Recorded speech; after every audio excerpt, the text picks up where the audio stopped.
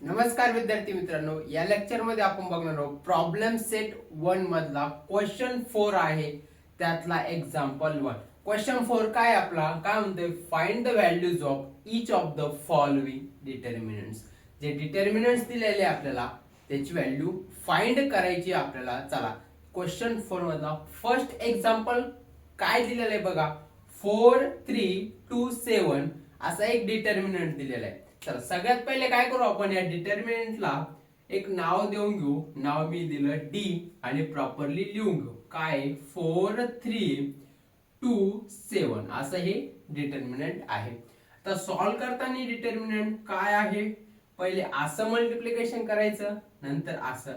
कसं असं मल्टिप्लिकेशन, काय 4 into 7 मायनस मायनस नंतर काय असं 3 into 2. आता तुम्ही 2 into 3 लिहिलं तरी चालतं, ते एकच येणार आहे. ओके, फक्त हा सिक्वेन्स चुकायच नाही. पहिले असंच म्हणजे हेच आलं पाहिजे आणि नंतर हे मायनस. मग आता इथं 7 into 4 लिहिलं तरी चालतं, आपण 4 into 7 लिहिलं तरी चालतं. Okay sorry. चला बघा, आता सॉल्व करा. सिंपल कॅल्क्युलेशन आहे. 4 into 7 किती येणार आहे, 28 मायनस 3 into 2 किती येणार 6. आता किती येणार 28 मायनस 6 किती आलाय 22. म्हणजे ह्या डिटर्मिनंटची व्हॅल्यू किती आलेली आहे 22. ओके मित्रांनो, समजलं. अशाच व्हिडिओसाठी आपल्या चॅनलला काय करा, लाईक करा, शेअर करा आणि सबस्क्राईब करायला विसरू नका. 2 म्हणजे क्वेश्चन 4 मधला एक्झाम्पल 2. चला सगळ्यात पहिले याला प्रॉपरली लिहून घ्या. म्हणजे काय करा, डिटर्मिनंटचं नाव द्या. ह्या डिटर्मिनंटचं मी नाव घेतलं ए इक्वल टू, डिटर्मिनंट मध्ये व्हॅल्यूज काय आहे बघा आपल्या 5 मायनस 2 मायनस 3 आणि 1 आहे डिटर्मिनंट मध्ये व्हॅल्यू. आता सॉल्व करायचं आहे डिटर्मिनंट. ए इक्वल टू काय, सगळ्यात पहिले असा मल्टिप्लिकेशन कसा 5 into 1 किंवा 1 into 5 कसं पण लिहा असं. पण पहिले असाच मल्टिप्लिकेशन, नंतर मायनस, मग काय आहे मायनस 2 into मायनस 2 into काय आहे मायनस 3 असं मायनस 3. ओके चला आता सॉल्व करा प्रॉपरली. 5 into 1 किती येणार 5, इथं मायनस 2 into मायनस 3, 2 into 3 किती येणार 6 आणि हा मायनस आणि हा मायनस मायनस किती होणार प्लस, म्हणजे किती आला प्लस 6. आता 5 मायनस 6 किती येणार मायनस 1. मग ह्या डिटर्मिनंटची व्हॅल्यू किती झाली मायनस 1. आलं लक्षात मित्रांनो.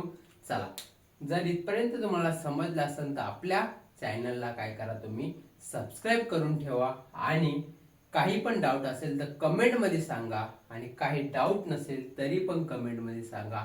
चला मी क्वेश्चन 4 मधला एक्झाम्पल 3 आहे तो सॉल्व करू. चला एक्झाम्पल 3 काय आहे बघा. काय दिलेलं आहे 3 मायनस 1 1 आणि 4 अशा व्हॅल्यू दिलेल्या आहे. सगळ्यात पहिले याला काय करा, डिटर्मिनंटला लिहून घ्या. आता ह्या डिटर्मिनंटचं मी नाव ठेवतो बी इक्वल टू, आणि या व्हॅल्यू जशाच तसं लिहून घ्या. 3 मायनस 1 1 आणि 4 ह्या डिटर्मिनंट मधल्या व्हॅल्यू झाल्या. आता ह्या डिटर्मिनंटची व्हॅल्यू फाइंड करायची आपल्याला.